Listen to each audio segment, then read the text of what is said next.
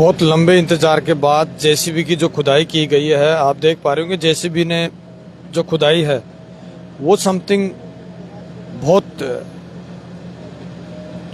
चौड़ाई से खुदाई की है। उसके बाद में जो मशीन है, पैरेलल मशीन है, वो उतारी जाएगी इस खाई के अंदर से। लेकिन इधर एनडीआरएफ की जो टीम है वो लगातार प्रयास रहता है कि बच्ची को इसी हालात में और इसी तंत्रों के माध्यम से ही बच्ची को निकाला जाए।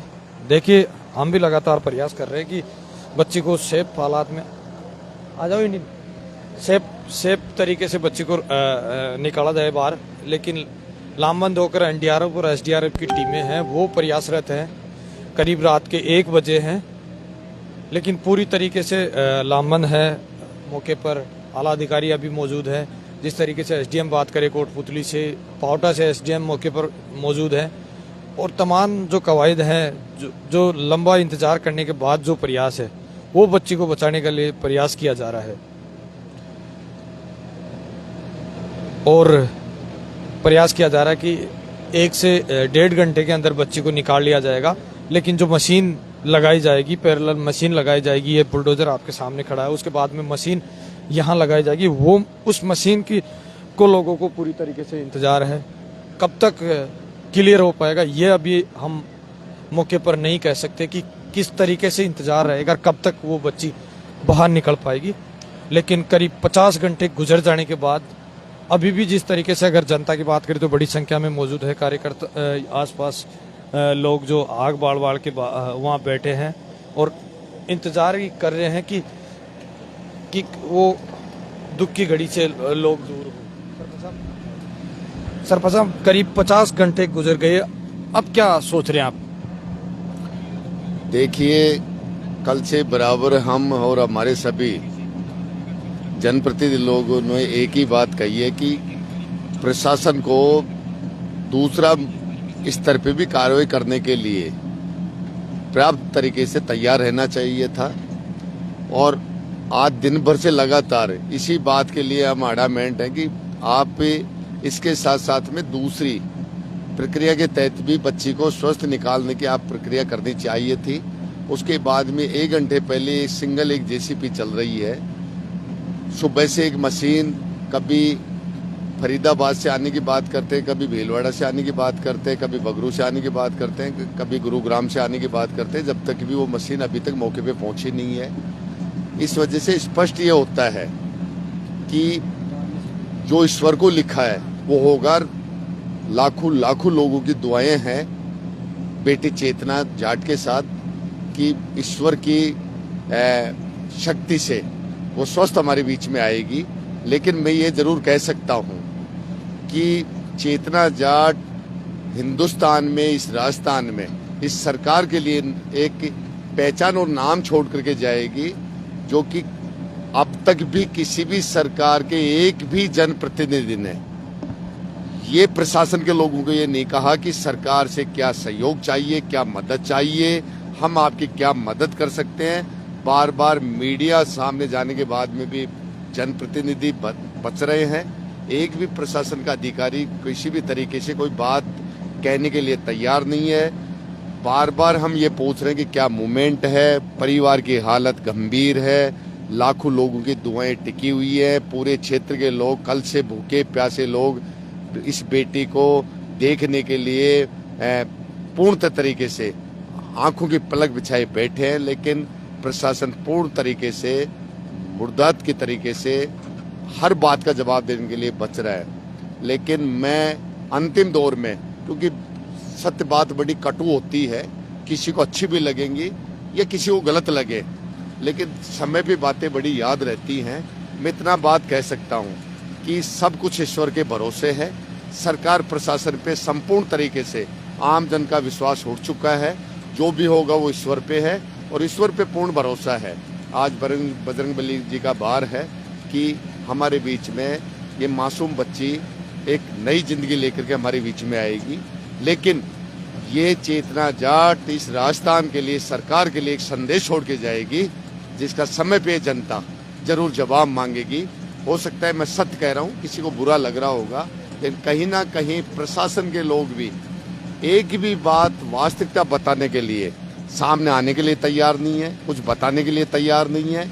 और ये सिर्फ एक जो हमारे सामने एक सिंगल जेसीबी चलना, इस तरीके से एक कहने का मतलब किसी तरीके से जो भी यहाँ की जनता, परिवार, आम जन, जनप्रतिनिधि लोग जाते हैं उसके हिसाब से किसी तरीके से कार्रवाई नहीं होना। नहीं, सरकार एक मक्खी, अगर सरकार चाहे, प्रशासन चाहे तो एक मक्खी उड़ करके चली जाए तो उसको भी घंटे 2 घंटे में मक्खी को ला सकते हैं। ये तो क्या बात करते हो, एक इंसान की बात है, आम जन की बात है। पूरा देश विदेश इस बात को देख रहा है, पूरा सोशल मीडिया से पूरे हिंदुस्तान में एक खबर आग की तरह फैल रही है। उसके बावजूद भी प्रशासन और सरकार के कहीं कान तक कोई चीज जूं तक नहीं रेंकना। हर चीज में एक संदेह पैदा करने वाली बात है। ये मैं नहीं कह रहा, ये आत्मिक आवाज कह रही है, जिससे बच्ची की दादी जो एक साधारण गृहिणी महिला है, उसके आप आत्मिक आवाज सुनिए। आप वो क्या कह रही है, उसके दादाजी क्या कर रहे हैं, उसकी माताजी क्या कर रही है, पूरा गांव क्या कह रहा है, पूरा क्षेत्र क्या कह रहा है। उसके बाद में भी अब आप मौके पे देख लीजिए, एक भी प्रशासन का अधिकारी मौके पे नहीं है। जो परसों से यहाँ टीम लगी हुई है वही टीम अभी तक काम कर रही है। उन्होंने चाय भी पी नहीं, खाना भी खाया नहीं। सारे प्राइवेट लोग भी इसमें बीच में मदद में लगे हुए हैं। बहुत से प्राइवेट लोगों को भी ये लोग उनका सजेशन नहीं ले रहे हैं, उनको काम नहीं करने दे रहे हैं। और हो सकता है कि सच्चाई कहने में कहीं कोई दिक्कत नहीं है। हम सब लोग आपके बीच में बैठे हैं, आम बात आम जन तक जानी चाहिए।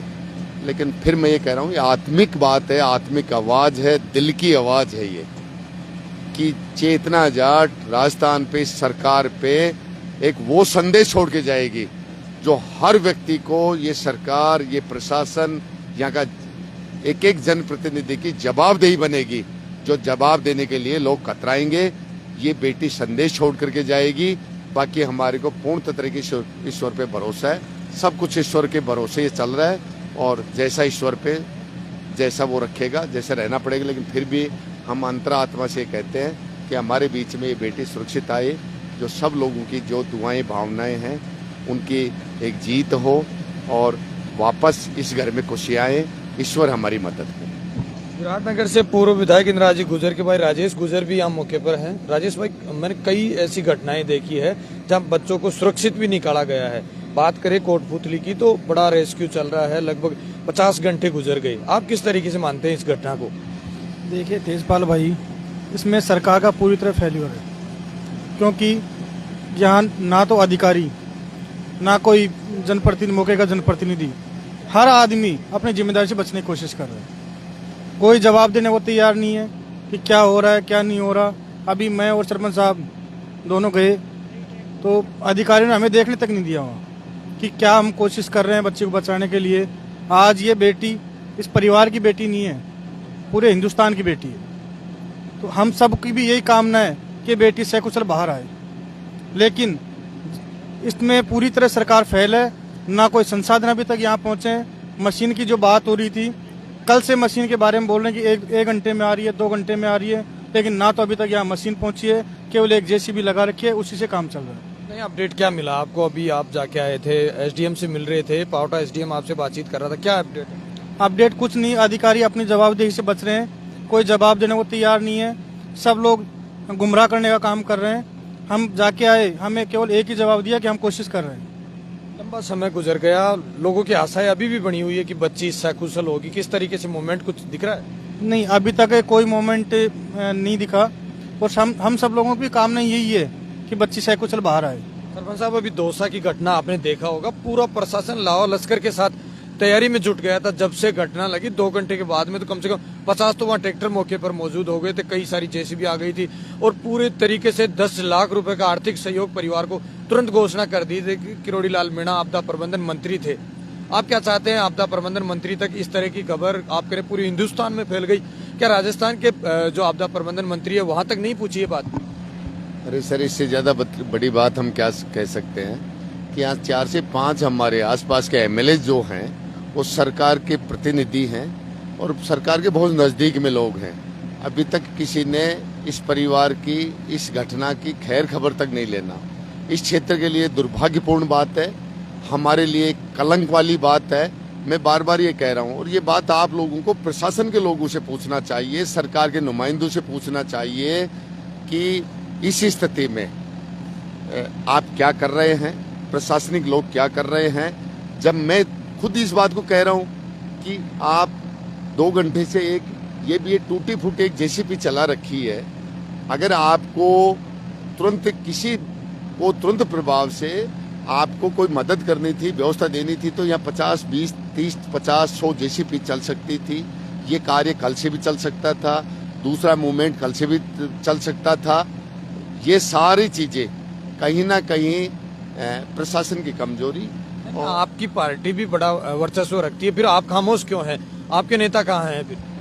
नहीं, सब नेता हमारे यहाँ के जो सांसद प्रतिनिधि रहे वो सुबह से यहाँ हैं, अब भी यहीं डटे हुए हैं। हमारे विराटनगर में हमारे पूर्व विधायक, उनके प्रतिनिधि के रूप में सुबह से भाई राजेश जी यहाँ बैठे हुए, वो दिल्ली गए हुए हैं और रात तक वो व्यक्ति आ रहे हैं, उनको समाचार कर दिया।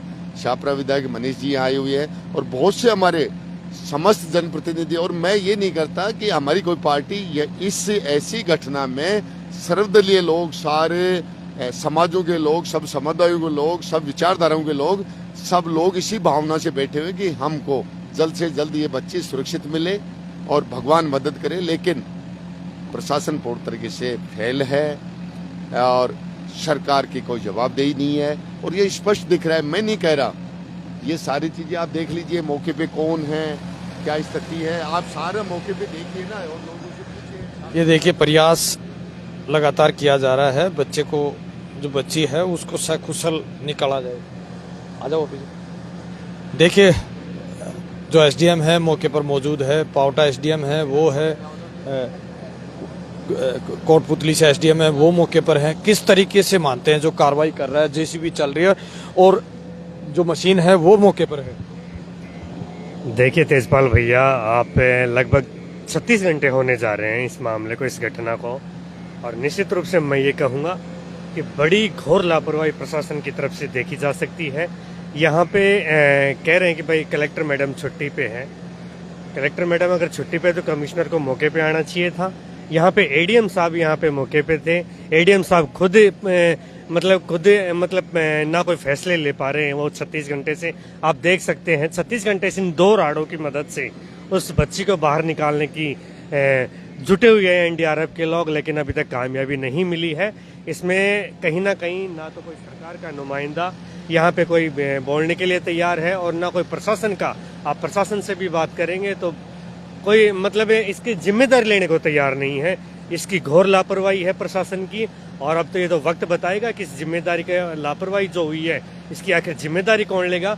इसकी जांच होनी चाहिए पूर्ण रूप से। अभी आप देख लीजिए, अब कह रहे थे कि भाई मशीन आ रही है, अभी तक नहीं पहुंची है। एक मशीन लगभग 4 घंटे इस मशीन को हो गई है, मशीन लग रही है, कितनी खुदाई कर पाई है। इस खुदाई का भी आप क्या अंदाजा लगाएंगे, किस लिए खुदाई हो रही है, इसमें किस माध्यम से आप वहां तक पहुंच पाएंगे।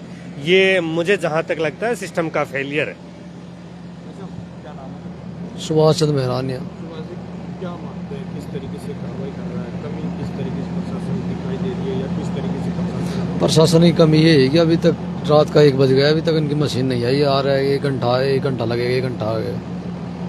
ये देखिए, मौके पर हम मौजूद हैं, रात के 1 बज चुके हैं, 1:17 का समय है और लगातार प्रयास रहता है। एनडीआरएफ और एसडीआरएफ की जो टीमें हैं वो प्रयास कर रही है कि बच्चे को किसी भी हुक के माध्यम से बच्चे को बाहर निकाला जाए, लेकिन फिलहाल कोई इतनी बड़ी, पूरे दिन से 2 दिन से इनकी जो कवायद है, इनका जो प्रयास है वो लगातार जारी है, लेकिन सफलता इनको नहीं मिल पाई है।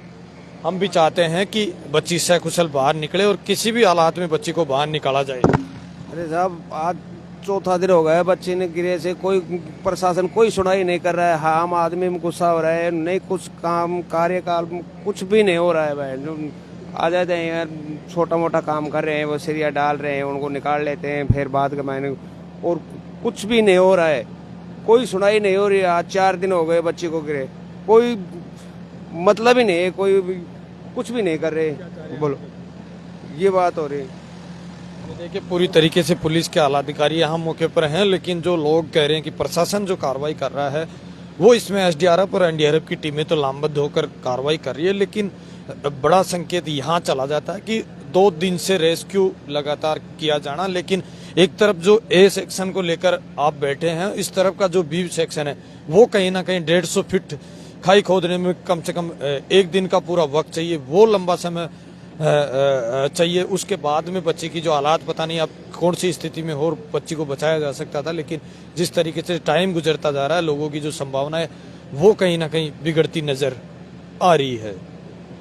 हालांकि जो सुबह तक जो और स्थिति है वो हम दिखाते आपको लगातार लाइव रहेंगे कि क्या किस तरीके से मौके पर स्थिति चल रही है। वो तमाम स्थिति आपको एक बार सुबह ही क्लियर हो पाएगी कि क्या हालात है। आप तमाम दुआ करें कि बच्ची सकुशल हो, ऑक्सीजन की पूरी तरीके से मात्रा चालू है। लेकिन आप मेरे साथ देख रहे हैं तेज मीडिया ग्रुप और मैं हूं तेजपाल। जय हिंद, जय भारत।